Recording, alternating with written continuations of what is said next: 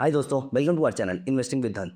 दोस्तों, आपने बहुत बार बहुत लोगों को सुना होगा ये बोलते हुए कि स्टॉक मार्केट से हमने बहुत सारे पैसे कमाए हैं या फिर स्टॉक मार्केट से हमने अपनी रिटायरमेंट सिक्योर कर ली है। दोस्तों, स्टॉक्स को ढूंढना शायद आपके लिए उतना आसान ना हो, क्योंकि there are so many variables जहां पर आप सेल्स ग्रोथ देखेंगे, प्रॉफिट ग्रोथ देखेंगे, ईपीएस ग्रोथ देखेंगे, price to earning multiple, price to book multiple. इनमें से बहुत सारी रेशोज हो सकता है आपको समझ में आती हो सकता है आपको समझ में ना आती हो। और स्टॉक्स को आपकी एक्टिव पार्टिसिपेशन चाहिए होती है। अगर आप इन्वेस्टर भी हैं तो हर वीकेंड कम से कम आपकी कंपनी के अंदर क्या हुआ है, कॉर्पोरेट गवर्नेंस का कोई इशू तो नहीं चल रहा है, ऐसी बहुत सारी चीजों को लेकर आपको अपडेटेड रहना पड़ता है। लेकिन दोस्तों, एक आसान तरीका, आसान इन द सेंस एक ऐसा तरीका जहां पर आपका एफर्ट कम रिक्वायर्ड है, एक ऐसा तरीका जहां पर आपकी पार्टिसिपेशन कम रिक्वायर्ड है, लेकिन स्टॉक की तरह, ऑलमोस्ट स्टॉक की तरह ही वो बिहेव करते हैं, ऐसे प्रोडक्ट में आप इन्वेस्ट करके अपनी रिटायरमेंट और अपना फ्यूचर को सिक्योर कर सकते हैं। और दोस्तों, वो प्रोडक्ट क्या है? I call it as a magical product. I am a big fan of this product called mutual fund. Mutual fund एक बिगिनर के पॉइंट ऑफ व्यू से और म्यूचुअल फंड एक ऐसे प्रोफेशनल के पॉइंट ऑफ व्यू से जो स्टॉक मार्केट में ज्यादा फोकस नहीं कर सकता, ज्यादा ध्यान नहीं दे सकता, उसके लिए ये एक चमत्कारी प्रोडक्ट है जहां पर आपको ज्यादा एफर्ट नहीं डालना है। सिर्फ आपने अपने पत्ते सही तरीके से डाले तो आपका भविष्य सिक्योर हो सकता है। एंड दोस्तों, आज की इस वीडियो में मैं आपके साथ डिस्कस करने वाला हूं कि आपको अपने पत्ते सही तरीके से कैसे डालने हैं, आपको अपना दांव सही तरीके से कैसे खेलना है, जिससे आपके फाइनेंशियल्स की बहुत अच्छी प्लानिंग हो सकती है। आपको भविष्य के बारे में, आपको अपने बच्चों के फ्यूचर के बारे में और आपको अपने रिटायरमेंट और पोस्ट रिटायरमेंट एंजॉयमेंट के बारे में ज्यादा सोचने की जरूरत नहीं पड़ेगी, प्रोवाइडेड आपने सही टाइम पे इन्वेस्टमेंट करनी स्टार्ट करी हो और सही टाइप के म्यूचुअल फंड्स में इन्वेस्टमेंट करी हो। तो दोस्तों, इस वीडियो को आप सेव कर लीजिएगा। ये वीडियो लॉन्ग टर्म में आपके बहुत काम आने वाली है, क्योंकि आप भी और आपके आसपास वाले जितने भी लोग हैं वो म्यूचुअल फंड में सही तरीके से इन्वेस्टमेंट कर पाएं, उसके लिए आज प्लानिंग करना बहुत ज्यादा जरूरी है। तो इस वीडियो में मैं डिस्कस करने वाला हूं किस तरीके से आप अपनी सही प्लानिंग कर सकते हैं, किस तरीके से आप अपनी कैपिटल एलोकेशन सही तरीके से कर सकते हैं, सो दैट आपका भविष्य सिक्योर हो पाए। दोस्तों, इस वीडियो को देखने से पहले एक पेपर और पेन जरूर ले लीजिएगा, क्योंकि यहां पर कुछ बातें मैं ऐसी डिस्कस करने वाला हूं जो शायद आपको लॉन्ग टर्म तक याद रखनी पड़े। And also the most interesting part is, मैं यहां पर बहुत सारी चीजें आपको प्रैक्टिकली विद कैलकुलेशन दिखाने वाला हूं। तो बी वेरी वेरी अटेंटिव, सारे काम छोड़कर इस वीडियो को देखिएगा, ये वीडियो आपके बहुत काम आने वाली है। दोस्तों, चलते हैं हम इस वीडियो की तरफ। मैं आपको बताता हूं कैसे आप म्यूचुअल फंड्स में एलोकेशन कर सकते हैं। दोस्तों, रूल नंबर 1, और ये rule number 1 is the most important rule in your financial planning, in your retirement planning, in your any kind of planning जहां पर फाइनेंसेस इन्वॉल्व है। दोस्तों, ये रूल आपको कभी नहीं भूलना है और इस रूल को आपको रेगुलरली चेक भी करते रहना है। रूल नंबर 1 ये कहता है कि सबसे पहले अपनी कंटिंजेंसी को सिक्योर कीजिए। कंटिंजेंसी सिक्योर करने का मतलब क्या है कि अगर भविष्य में कोई भी problem, all of a sudden unexpected problem आ जाती है, आपकी जेब में पैसे होने चाहिए। और दोस्तों, ये पैसे कैसे होंगे? ये पैसे ना तो इक्विटी मार्केट से आ सकते हैं, ना ये इक्विटी बेस्ड म्यूचुअल फंड से आ सकते हैं। ये पैसे ऐसे होने चाहिए जो इमीडिएटली विदाउट एनी पेनल्टी बाहर निकाले जा सके, विदाउट एनी चार्जेस बाहर निकाले जा सके। दोस्तों, ये है इमरजेंसी फंड के पैसे। इमरजेंसी फंड का मतलब वो होता है कि ऐसा पैसा जो आपको अगले कुछ महीनों में चाहिए हो सकता है, अगर गॉड फॉरबिड आपकी जॉब को कुछ हो जाता है, आपकी हेल्थ को कुछ हो जाता है, या आपके आसपास कोई और कंटिंजेंसी आपकी फैमिली में या आपके साथ हो जाती है, वहां पर ये वाला पैसा आपके सबसे पहले काम आएगा। सेविंग्स अकाउंट में पैसे को रखना बंद कर दीजिए। आप सेविंग्स अकाउंट में सिर्फ इतना पैसा रखिए जो आपको अगले एक हफ्ते में चाहिए हो सकता है। और अगले एक हफ्ते में आपने घर तो नहीं खरीदना होगा, अगले एक हफ्ते में आपने गाड़ी, हर हफ्ते में गाड़ी तो नहीं खरीदनी होती है, इसलिए एक हफ्ते में कुछ हजार रुपए चाहिए होते हैं। ये पैसा रखिए सेविंग्स अकाउंट में, क्योंकि सेविंग्स अकाउंट में 0% से लेके 2-3-4% के आसपास का रिटर्न मिल रहा होता है, अनलेस अनटिल आप किसी ऐसे बैंक के साथ अकाउंट ओपन करके बैठे हुए हैं जिसने हाई कैपिटल रखने पर आपको higher rate of interest provide कर रहा है। मैं यहां पर उसकी बात नहीं कर रहा हूं, लेकिन इन जनरल आपका सेविंग्स अकाउंट आपको 2 से 3% के आसपास का रिटर्न दे रहा है। दोस्तों, रूल नंबर 1 ये कहता है कि आपको 3 महीने की आमदनी या 6 महीने के एक्सपेंसेस, आई रिपीट, 3 महीने की आमदनी या 6 महीने के expenses, whichever is higher, इतना पैसा आपको किसी लिक्विड फंड में मेंटेन करके रखना है। लिक्विड फंड कैसे दिखते हैं, क्या रिटर्न होता है, मैं आपको बताता हूं। दोस्तों, यहां पर मैंने धन ऐप ओपन कर ली है, आप भी मेरे साथ साथ ओपन कर सकते हैं। और यहां पर मैं ऊपर सर्च फॉर म्यूचुअल फंड्स में जाता हूं और मैं यहां पर टाइप करता हूं लिक्विड फंड्स। तो यहां पर आपको लिक्विड फंड्स दिखाई दे रहे हैं। मैं किसी भी एक लिक्विड फंड पे क्लिक कर देता हूं। इंटरेस्टिंग चीज आप देख रहे होंगे, आपको स्क्रीन पे दिख गई होगी, इसके प्राइसेस हमेशा ऊपर जाते हैं, इसका एनएवी हमेशा ऊपर जाता है। ये 99.9% केसेस में आपको पॉजिटिव रिटर्न देता है। हाँ, रिटर्न्स एक्स्ट्रा ऑर्डिनरी नहीं है, इक्विटी से कंपेयर नहीं कर रहे, लेकिन आपकी सेफ्टी के पॉइंट ऑफ व्यू से बिल्कुल सही है। यही तो रीजन है कि आप सेविंग्स अकाउंट में पैसा रखते हैं, तो अगले एक हफ्ते का पैसा हमने सेविंग्स में रख दिया, उसके बाद वाला पैसा जितना भी हमारा चाहिए, हमें 2-3-4 महीने में चाहिए हो सकता है, इन केस हमारी जॉब अगर गॉड फॉरबिड नहीं रहती है, तो ऐसे केस में ये रिटर्न देखिए आपको अप्रोक्सीमेटली पिछले 3 साल का 6.93 कैगर दे रहा है, और अभी तक सिंस इंसेप्शन इस फंड ने आपको 6.95% का कैगर दिया है। यहां पर मैं किसी एक फंड में लिमिट नहीं करूंगा अपने आप को, आप यहां पर देखिए ऑलमोस्ट सारे फंड्स के 3 years return is almost the same, which is 22.19 और 22.20% रिटर्न। यहां पर हम 5 ईयर कर लेते हैं तो पिछले 5 साल में 31%, तो ऑन एन एवरेज 6% के आसपास का आपको हर साल का CAGR मिल रहा है, विच इज नॉट बैड। अगर आप FD में पैसा डालते हैं तो वहां पर आपको FD तोड़वाने की पेनल्टी पे करनी पड़ती है, चार्जेस पे करने पड़ते हैं। यहां पर आपको कोई चार्जेस नहीं पे करने पड़ते, और 2 घंटे के अंदर आपका पैसा आपके अकाउंट के अंदर पहुंच सकता है। आप इनमें से किसी भी फंड को सिलेक्ट कर सकते हैं, आप यहां पे क्लिक कीजिए, इन्वेस्ट नाउ कीजिए, और अगले 3 महीने की सैलरी या अगले 6 महीने के एक्सपेंसेस, मान लेते हैं कि आपका एक्सपेंस हर महीने का हाइपोथेटिकली 40,000 रुपीज है, तो 2,40,000 रुपीज आप यहां पर एक लमसम इन्वेस्टमेंट करके छोड़ देंगे। आप इन्वेस्ट नाउ पे क्लिक करेंगे तो आपको OTP आएगा, OTP आने पर आप यहां पर OTP फिल करेंगे और आपका पैसा मार्केट में चला जाएगा। सबसे इंटरेस्टिंग बात यह है कि आपके ये सारे फंड्स जो हैं वो डायरेक्ट म्यूचुअल फंड है, मतलब आपको किसी डिस्ट्रीब्यूटर को कोई कमीशन नहीं देनी है।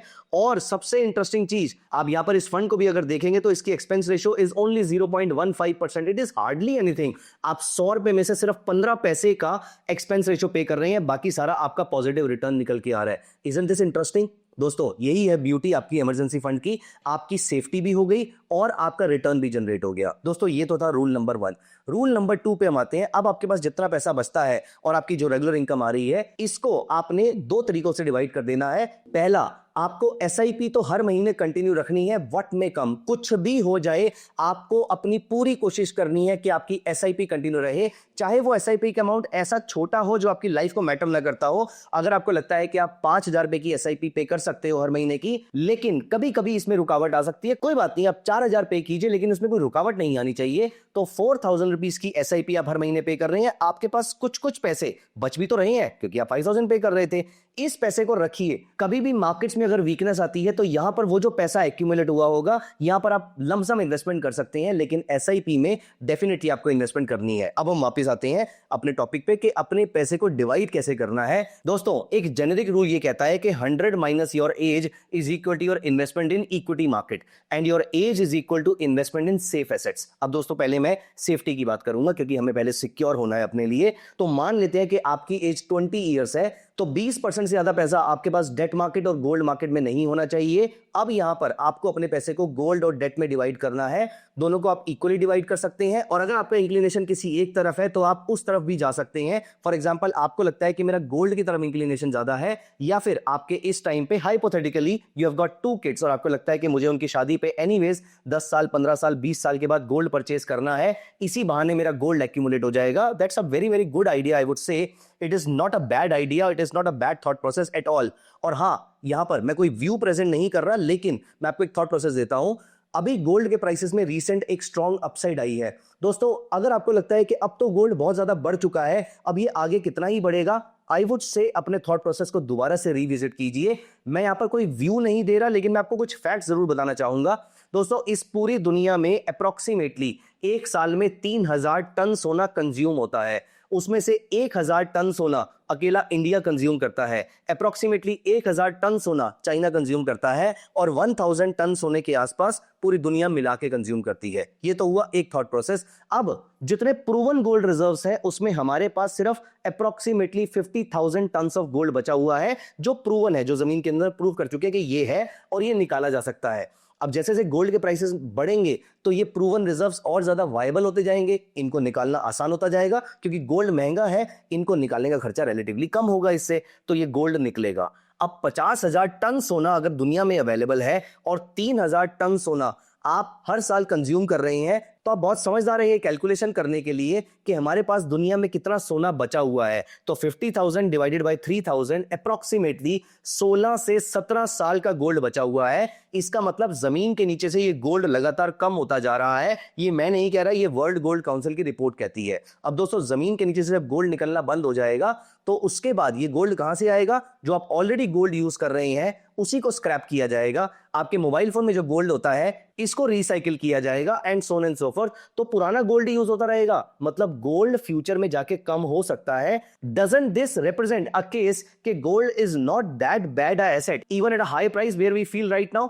दोस्तों, यहां पर मैं कोई रिकमेंड नहीं कर रहा कि आप इसको बाय कीजिए, मैं आपको सिर्फ फैक्ट्स बता रहा हूं कि मेरे पॉइंट ऑफ व्यू से गोल्ड के ये फैक्ट्स गोल्ड की स्ट्रेंथ को डेमोन्स्ट्रेट करते हैं। दोस्तों, यहां पर आपका एक थॉट प्रोसेस अगर ये है कि मुझे गोल्ड में इन्वेस्टमेंट करनी है, तो यहां पर आप धन ऐप पे चलेंगे और यहां पर ऊपर म्यूचुअल फंड्स में टाइप कीजिए गोल्ड, और यहां पर आपको दिख रहा है बहुत सारे गोल्ड फंड है। Axis gold fund direct, SBI gold fund direct. मैं एसबीआई पे क्लिक करता हूं। आप यहां पर नोटिस कीजिए, क्योंकि इनके फंड मैनेजर्स को सिर्फ और सिर्फ गोल्ड में ही इन्वेस्टमेंट करनी है, तो इनकी expense ratio is only 0.10। 3,580 crore रुपए के आसपास का इसका एयूएम है। मिनिमम एसआईपी 500 रुपए है और ये ओपन एंडेड फंड है, मतलब आप कभी भी पैसा डाल सकते हैं और कभी भी पैसा निकाल सकते हैं। इसमें कोई लॉक इन पीरियड नहीं है। अगर हम इसके रिटर्न्स को देखें तो पिछले 3 साल में इसने 20% के आसपास का सीएजीआर जनरेट किया है। पिछले 5 साल में इसने 11.5% के आसपास का सीएजीआर जनरेट किया है, which is as good as large cap security. और पिछले 3 साल में तो इसने 20% का कैगर जनरेट किया है, which is not bad on any parameter.